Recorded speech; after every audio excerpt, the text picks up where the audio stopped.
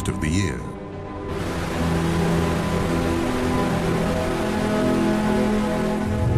This is the Great Bear Rainforest, a forest full of mysteries and wild creatures.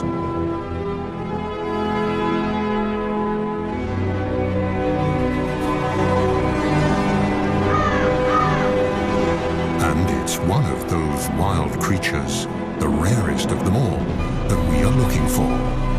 Mochkmol, the spirit bear.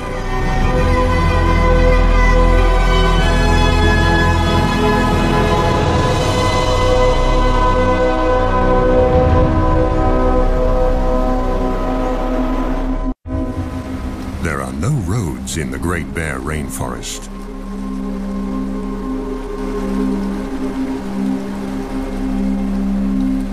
This labyrinth of islands is best accessible by boat. These people, scientists, have to approach this rugged coastline from the water to reach the unique temperate rainforest and discover the secrets it holds.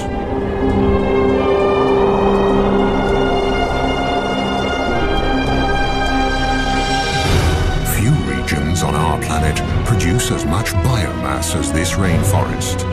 It's the world's largest and most productive temperate rainforest and thrives along the west coast of Canada, a vast 300-mile-long expanse of fjords and islands along the North Pacific.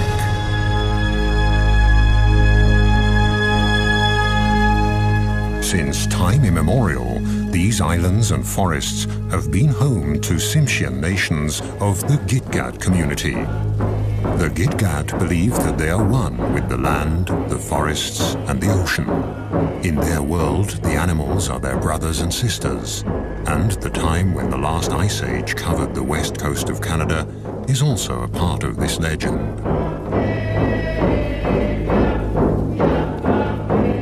Raven, the creator, wanted to leave a memento of the ice age, and so he decided that every 10th bear should have white fur.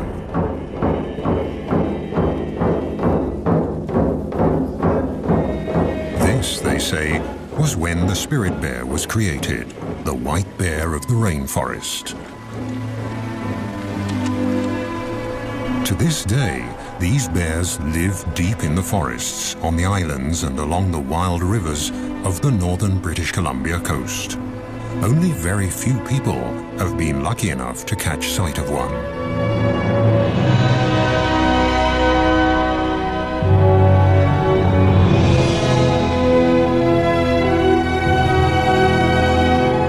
Like a gigantic wall of granite, the coast mountains block the clouds that roll in from the Pacific Ocean, causing them to rise up and drop their moisture.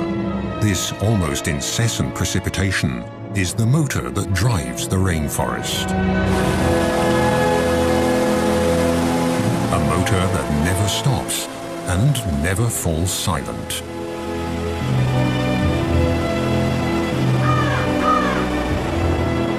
Everything in the rainforest, the rocks, the living and dead trees, are covered with a thick growth of mosses that have an important task. They hold the moisture in.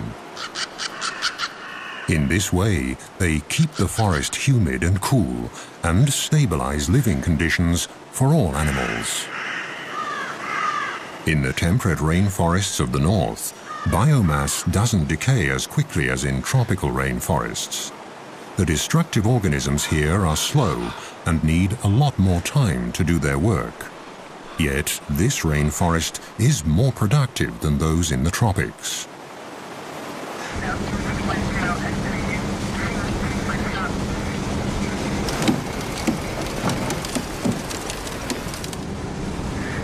In this remote region, it isn't easy to do research or even travel at all. Very few smaller boats venture this far north along the wild, rainy coast. The only chance to find the bears is when they come down to the streams for the one big event of the year. The arrival of the salmon in late summer. For now, though, all is quiet.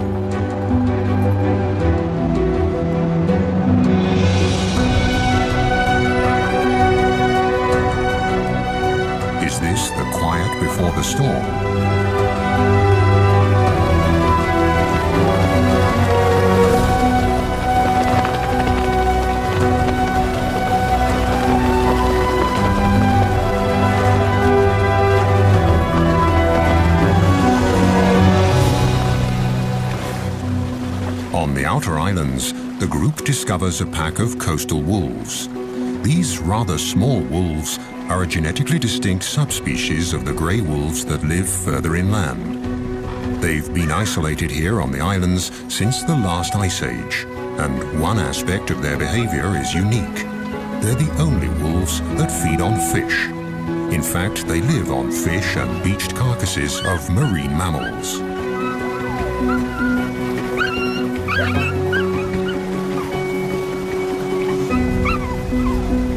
Food that also attracts other hungry visitors.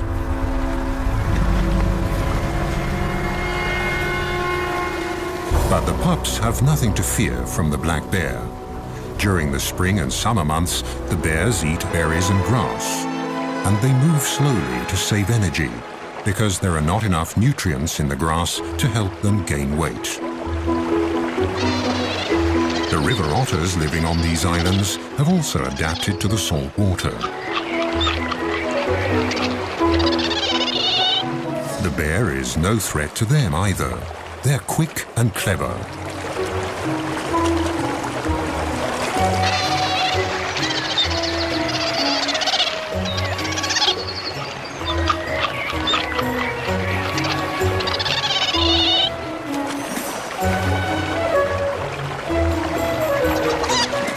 The intertidal zone is their buffet. Mussels, small crabs and fish are their favorites, and they're always inquisitive explorers.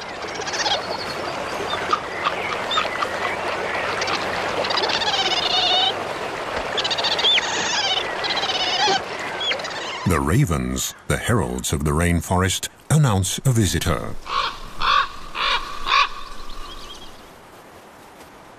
Marvin Robinson is a Tsimshian guide and a member of the Gitga'at First Nation. He's also looking for the salmon and the bears, the secret spirit bears. This forest means a lot for me. Like about 18 years ago, this is the very spot that I've seen my first spirit bear. So prior to that, it was all hush-hush about this bear, the sacred bear really to us. And we weren't even allowed to talk about it anytime. We were told to keep quiet. If we seen one, don't tell nobody. It was a special treat to whoever got to see one. You know, there was very few that got to see one of these rare bears. And ever since I started, we've found some really special places that we keep to ourselves.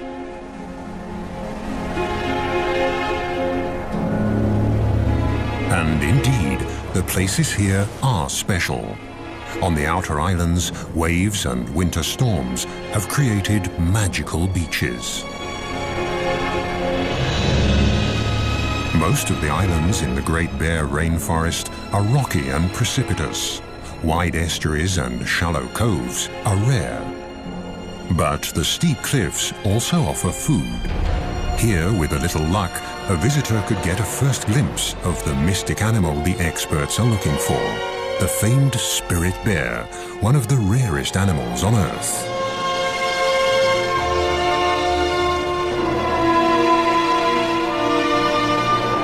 The bear's prey is glued to the rocks in the intertidal zone.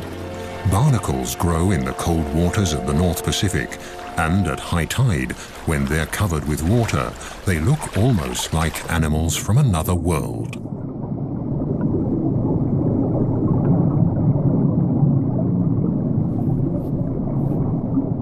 Their feathery arms filter plankton out of the water.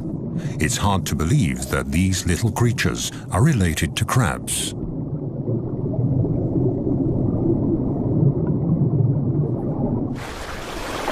This bear's barnacle hunting shows again how important the ocean is for the nourishment of the forest dwellers.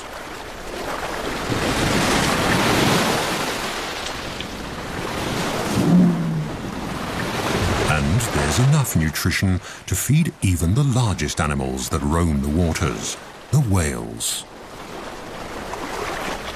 At low tide, barnacles and mussels are exposed along the rocky shores. Their shells are closed tight. For the spirit bear, detaching them from the rocks is no problem, and the reward is a very tasty snack.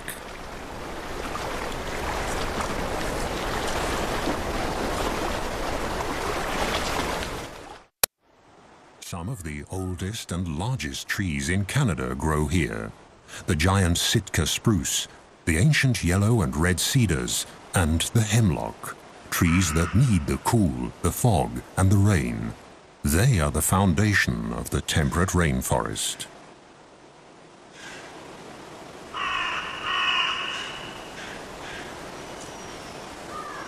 In August, the sweet fragrance of ripening berries wafts through the forest.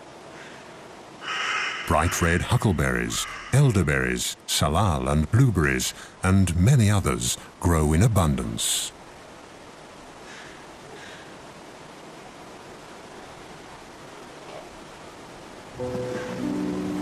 For the bears, the berries are a crucial staple to tide them over the leaner months of the summer before the salmon arrive.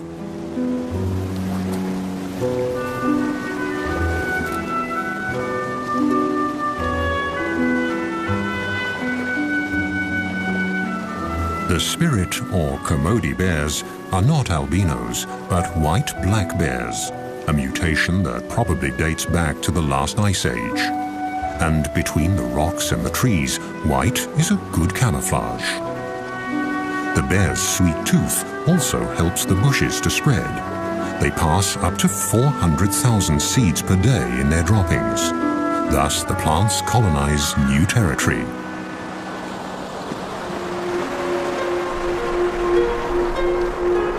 In the temperate rainforest, fog can cover the land in a grey veil within minutes.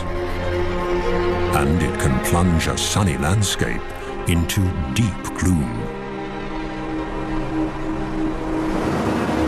Along the mainland coast, the islands of the Great Bear Rainforest lie close together. At high tide, millions of gallons of nutrient-rich salt water rush inland through the narrow channels to flow back out at low tide, thus linking the ocean and the land. The currents sweep along everything in their path, creating a rich broth full of life.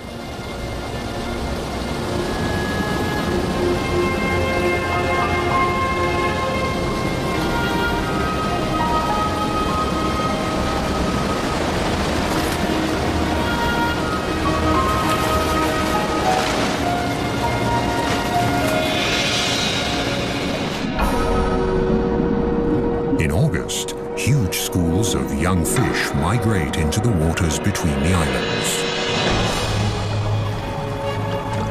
Close behind the fish are the humpback whales. They throw nets of air bubbles to track their prey.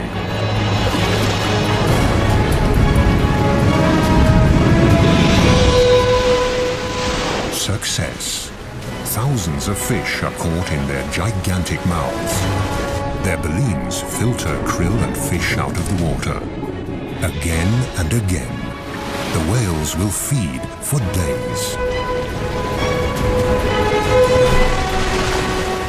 But Mother Nature is prepared and sends a constant stream of fish north along the coast and into the archipelago of the Great Bear Rainforest. They all get their share, large and small, young and old. This is the land of milk and honey, the Galapagos of the north. The productive zone extends far below the water.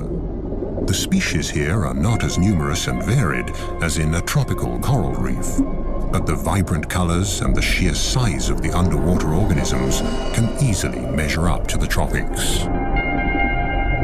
Deeper down, among colorful mollusks and cold water corals, the ocean harbors another secret of this region, a life form from the age of the dinosaurs. A glass sponge. The intricate and beautiful structures of this 300-million-year-old organism are made of glass and very fragile. The rivers and streams of the Great Bear Rainforest wash sediment into the ocean constantly, and the nutrients slowly sink down and feed the coral. Its red branches that can thrive in this 6-degree cold water are the perfect hideout for small crabs and fish.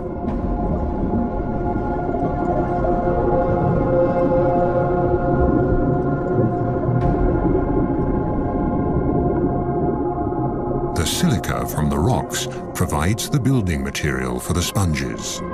With a little help in the form of sand and water, they can make glass. There are even whole glass reefs on the continental shelf, about 600 to 1,000 feet below the surface.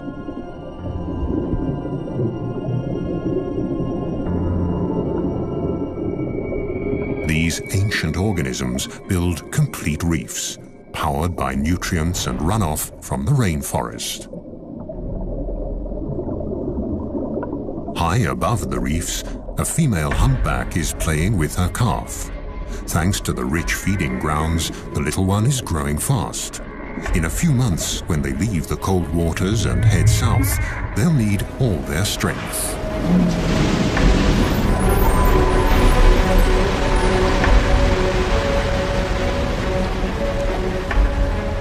The mother breaches, a behavior that can be seen quite often here.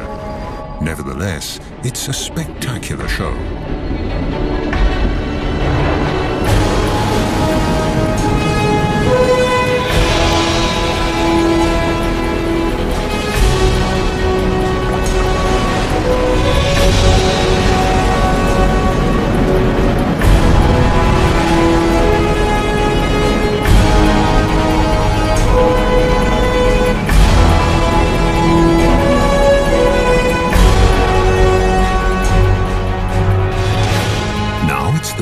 September, and the fish run that all the animals here are anxiously waiting for is approaching.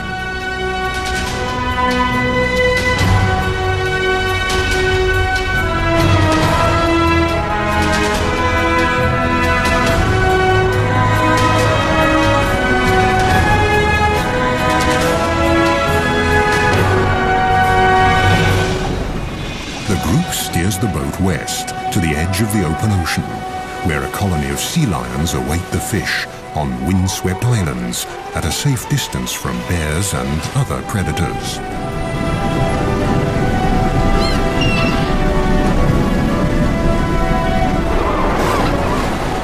The Steller sea lions are the largest of the eared seals.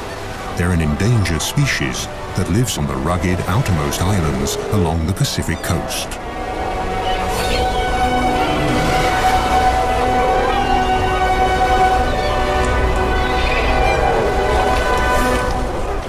The strong, territorial males can grow to a length of more than 10 feet and weigh up to 2,500 pounds. Each of them has a dozen or more of the much smaller females in its part of the colony.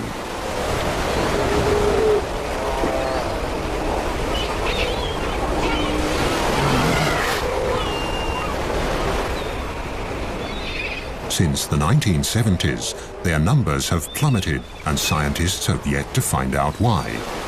Overfishing of the Gulf of Alaska could be one of the reasons.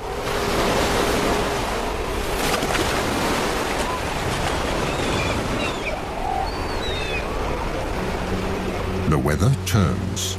The first heavy rain of approaching autumn triggers the epic fish run. After 2 years in the ocean, the salmon are now returning to their birth streams.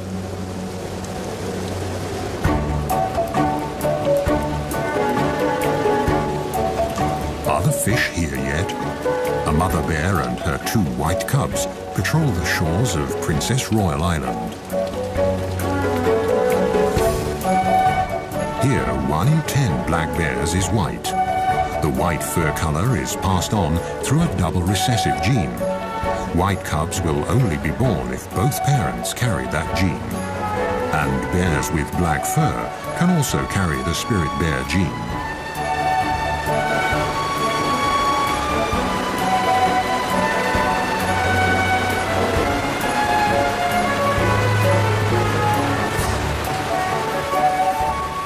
Eagles and river otters are the first to discover the approaching salmon run, which they are awaiting impatiently at the mouth of the river.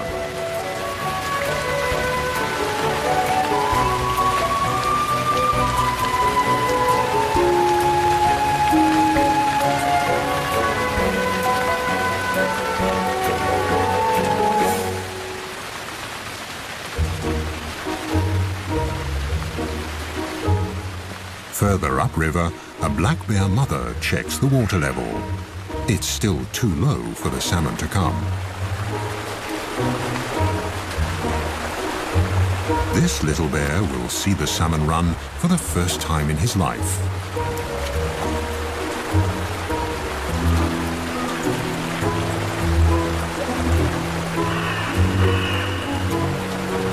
It won't be long now. It's early September, and the time has finally come for the big feast. Eagles and bears, sea lions, otters, even the trees are waiting for the arrival of the year's biggest single source of nutrition.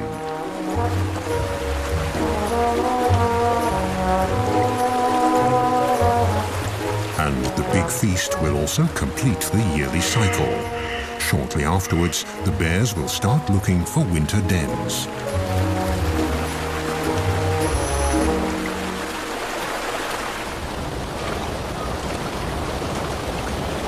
Bear tracker Marvin Robinson is hopeful. The rivers are rising. He's checking for clues on the islands as well as on the mainland.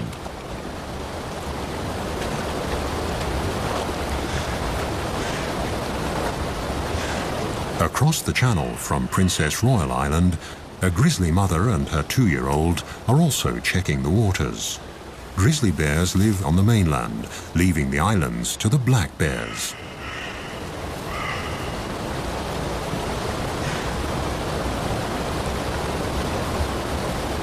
Grizzlies usually live higher up in the mountains, but for the salmon, even they descend to the estuaries along the coast. Marvin is concerned. The rains came late. He hopes the salmon run won't be affected.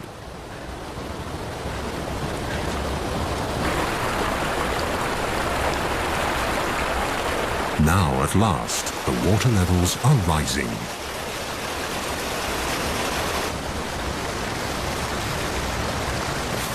The grizzlies use the waiting time to stock up on sugar, trying to pull the last crab apples off the trees along the riverbanks.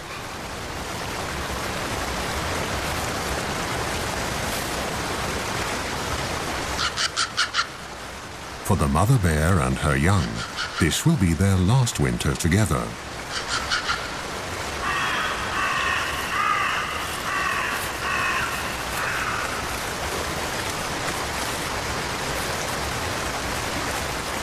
If she can fatten up enough for the winter, she'll have a new cub next spring. But if the salmon run isn't good enough, she'll reabsorb the already incubated egg in her womb during hibernation. Still no salmon, but now the autumn rains have really picked up. This region gets an incredible 4,500 millimeters of precipitation per year. That's 4 times the rainfall of a wet city like Vancouver, further south along the coast. This is a true rainforest. Autumn has arrived, and the first geese are migrating.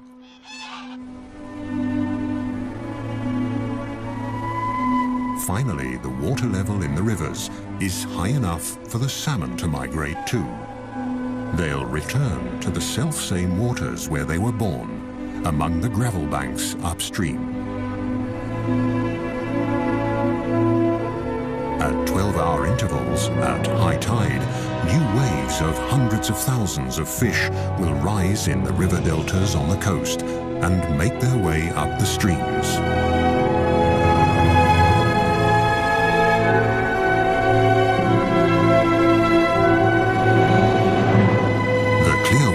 Of the wild streams along the northern coast of British Columbia are the habitat the salmon need to reproduce. In this fish run, humpback and silver salmon are returning, swimming up the rivers until they taste their birth waters.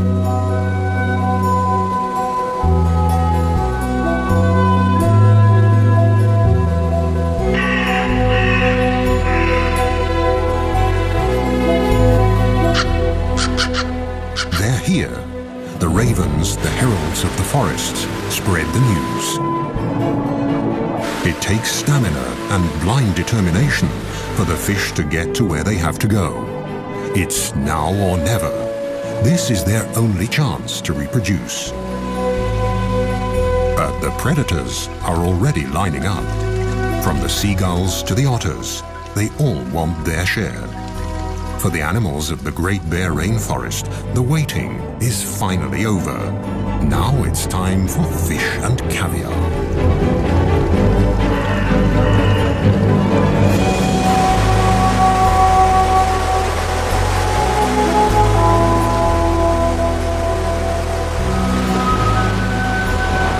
The fish that don't make it are swept away by the raging current, ending up on the rocks and in the kelp of the intertidal zone, right at the feet of the waiting bald eagle.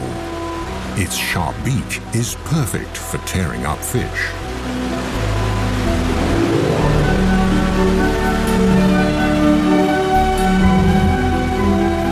The gulls will get their fair share, but here on the Rain Coast, the bald eagle is the true king of the skies. On the verge of extinction only a few decades ago, these magnificent birds have made an amazing comeback.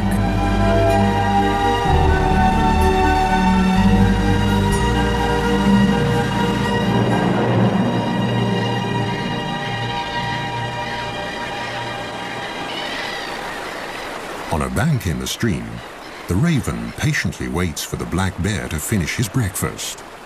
Without the bear, he wouldn't be able to get to the food. The skin of the fish is simply too thick.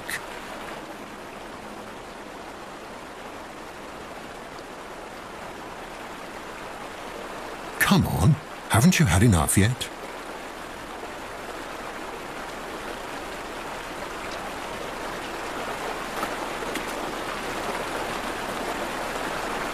One salmon that never fulfilled his reproductive destiny.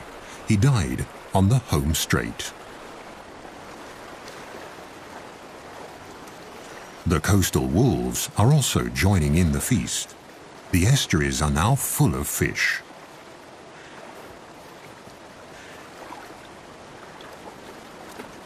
The youngsters are still learning the tricks of the salmon trade. They follow their mother, and she tries to teach them. But for them, catching fish is still a game.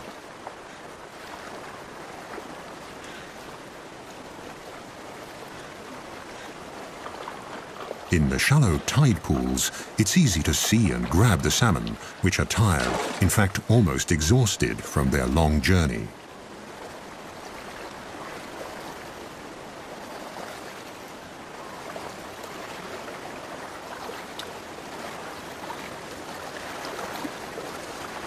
The death of this fish seems futile.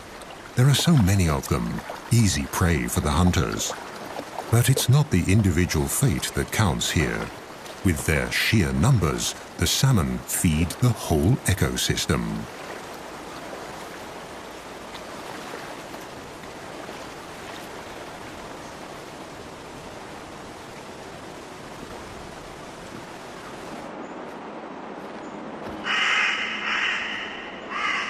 Further back in the forest, Marvin often finds leftovers. Sometimes the wolves carry the fish deep into the woods. The wolves don't consume the whole salmon. They only eat the brain. So they carry the salmon off and maybe a little bit further up the sides of the valleys and stuff because there's a parasite in salmon that if the wolves get it, it could kill them. So basically what happens with the wolves is they've taught each other that it's only safe to eat the brain. The gushing waterfall further upstream seems insurmountable. But the fish keep trying, again and again. For them, it's quite literally do or die. And for the strongest, stamina eventually pays off.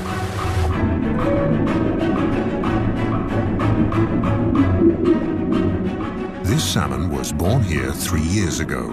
Now it has returned to its birthplace to spawn, in perfect sync with all the others of its generation.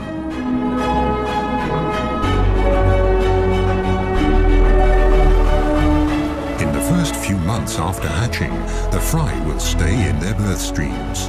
Then, during the following summer, they'll drift downriver towards the sea, where they'll feed and mature. They'll stay in the Pacific Ocean for 2 years. Then they'll return to the Great Bear Rainforest to spawn and die.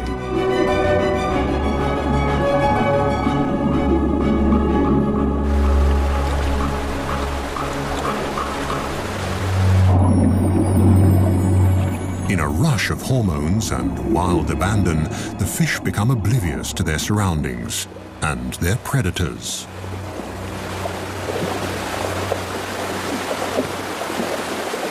But even now, on their deathbeds, the males fight each other, hooking their deformed jaws together, expending their last ounce of energy for a better position to pass on their genes. The unique cycle of life in the temperate rainforest will be completed once again, as it has been every year since time immemorial. The gulls and all the other animals of the coast are the lucky beneficiaries.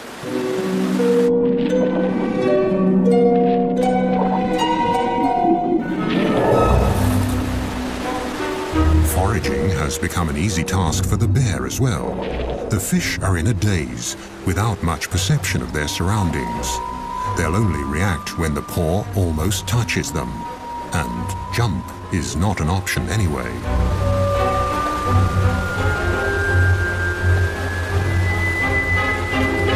The fish look battered. The journey has taken its toll. Now the bears can afford to pick and choose. This spirit bear even leaves a half-dead male salmon, discolored by fungi that have developed on its return to fresh water. The females that are still carrying their eggs taste much better.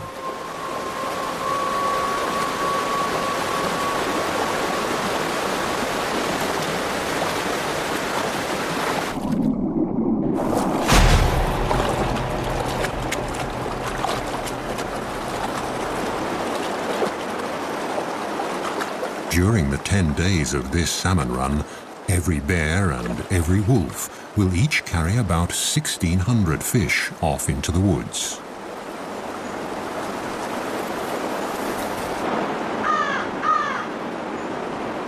But it still isn't easy to find the spirit bears. Even for experienced trackers like Marvin, who take researchers and visitors to these streams, it's a special treat to watch the white bears during the salmon run. So far, they've only seen black bears and squirrels.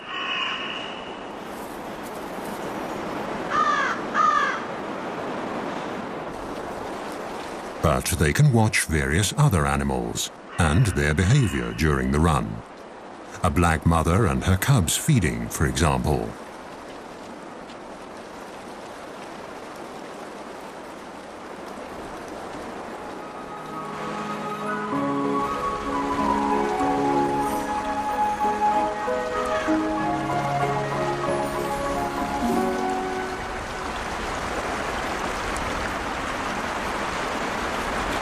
Let's see how to get to the fish. In the crystal clear water, they're easy to see, and they seem tired enough, so they should be easy prey.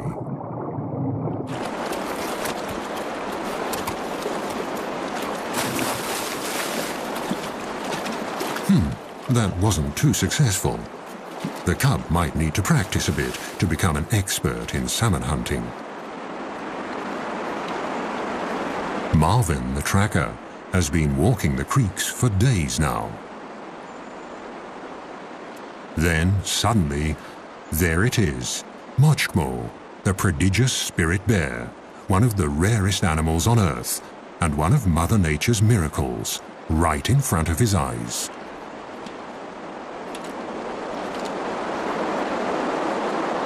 According to a scientific study, their white fur could give the Kermode bears a slight advantage in catching fish. To a salmon, the fur might look similar to a white cloud. A black shape would be more threatening. Marvin prefers to believe the legends, that the fur is a memento of the Ice Age. And the cloud hypothesis isn't proven anyway. In lean years, the white fur might make a difference. But at the peak of a good salmon run, no bear, whatever its color, has any difficulty catching fish. The bears almost work themselves into a feeding frenzy. During the rest of the year, the white and black bears rarely mingle, but now they all converge at the prime spots on the streams.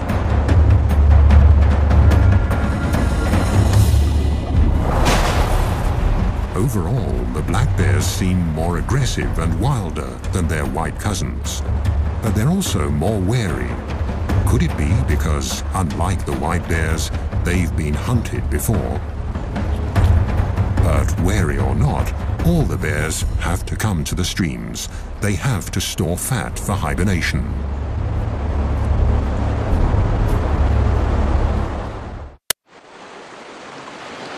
There has been enough fish here for man and beast for thousands of years. For the Great Bear Rainforest, it's a matter of survival.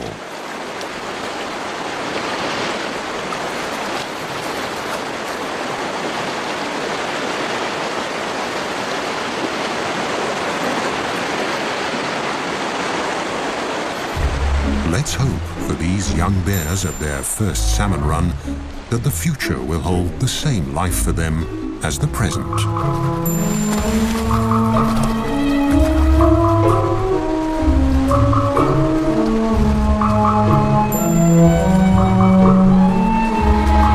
According to native law, the black bears discriminate against their white siblings. When they meet, it's usually the white bear that backs off, even if it's larger.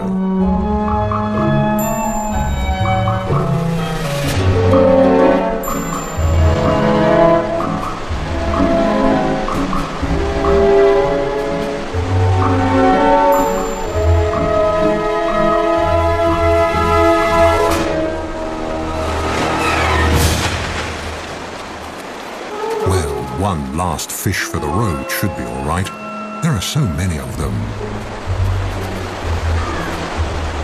But the envious competitor is watching, and so the spirit bear withdraws.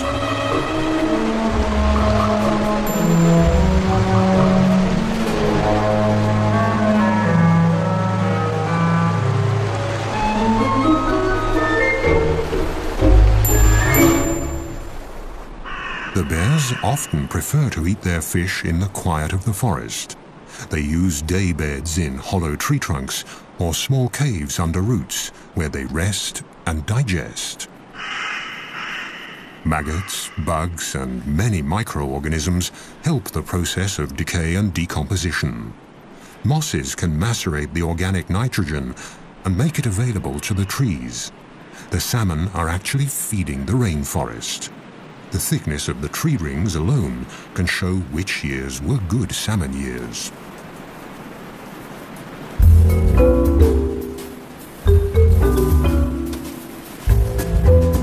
Just a few weeks later, autumn sets in.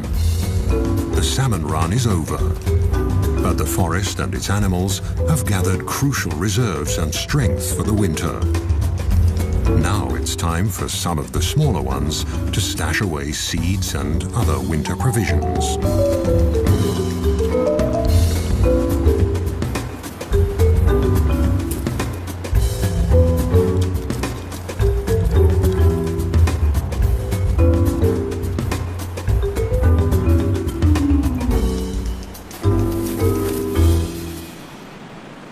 Now that the stomachs are full, silence returns to the Great Bear Rainforest. Herons and ravens take care of the leftovers of the feast. The remainder decays in or along the streams and is scavenged by the ever-present ravens. Whatever's left is swept into the ocean and becomes fertilizer, feeding the krill there. Nature almost seems wasteful, but this brief overabundance has a deeper purpose. The carcasses pass nutrients on into the water. This is their last gift to a new generation of salmon. Thus, the end of one fish run lays the foundation for the next. The parents make the ultimate sacrifice for the sake of their offspring. This cycle, already many thousands of years old, is the motor that drives the entire ecosystem of the temperate rainforest along Canada's northern Pacific coast. But it's not just the motor that makes a system function. Only if all the individual parts are in place and in the right place will the rare and special life forms along this coast survive. This is the insight the experts have come to on their way back from the expedition.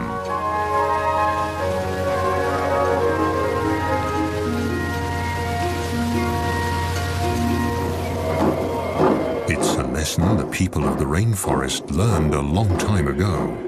Their songs and icons tell of all the creatures of the forest and the ocean. But the spirit bear is the one special animal, the iconic species, that symbolizes the spirit of the rainforest.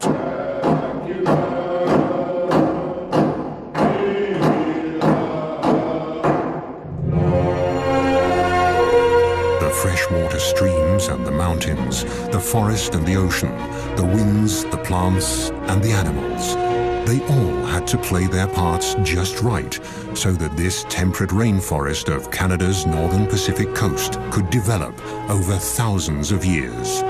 It's a system that needs to stay intact to believe that they are one with the land, the forests and the ocean. In their world, the animals are their brothers and sisters, and the time when the last ice age covered the west coast of Canada is also a part of this legend.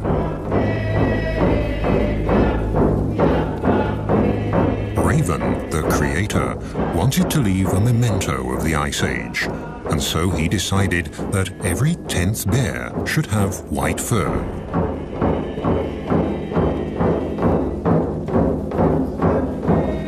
This, they say, was when the spirit bear was created, the white bear of the rainforest.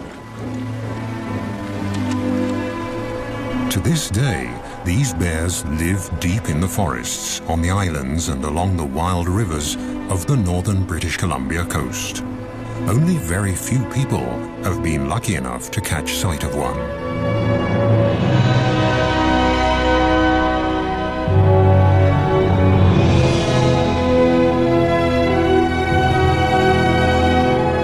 Like a gigantic wall of granite, the coast mountains block the clouds that roll in from the Pacific Ocean, causing them to rise up and drop their moisture.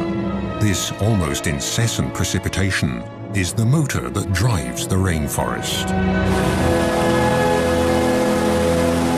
A motor that never stops and never falls silent.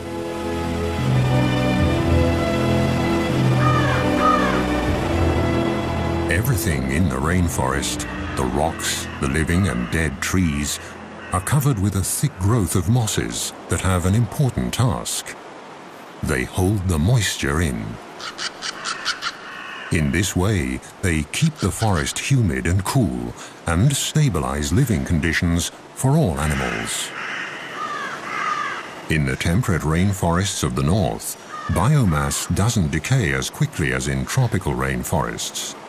The destructive organisms here are slow and need a lot more time to do their work. Yet, this rainforest is more productive than those in the tropics.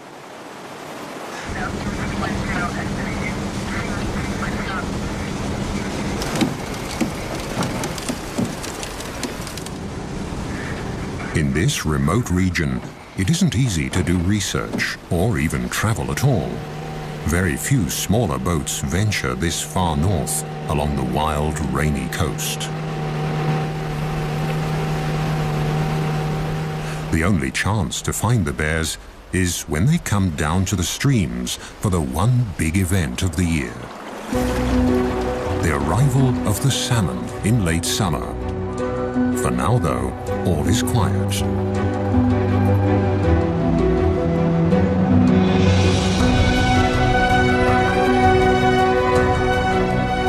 Is this the quiet before the storm?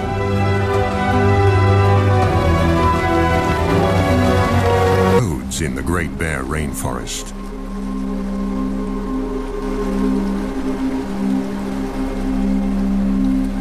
This labyrinth labyrinth of islands is best accessible by boat. These people, scientists, have to approach this rugged coastline from the water to reach the unique temperate rainforest and discover the secrets it holds.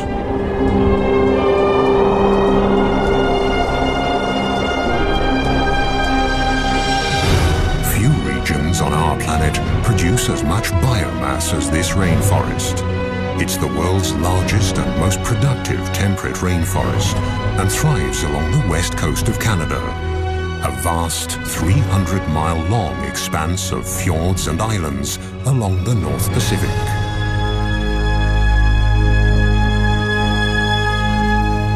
Since time immemorial, these islands and forests have been home to Tsimshian nations of the Gitga'at community.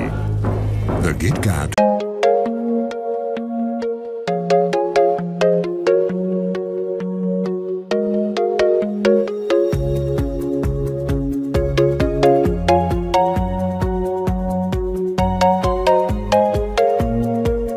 Pacific coast of Canada for most of the year.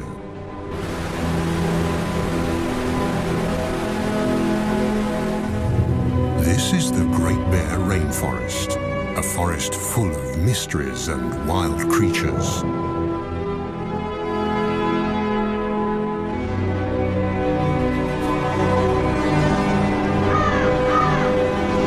And it's one of those wild creatures, the rarest of them all, that we are looking for. Mochkmol, the spirit bear.